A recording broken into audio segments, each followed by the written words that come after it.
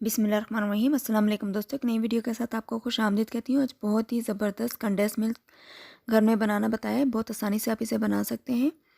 Video अच्छी लगी तो मेरे चैनल को सब्सक्राइब करें, वीडियो को लाइक और शेयर करें और पास वाले बेल आइकॉन को भी लाजमी प्रेस करें।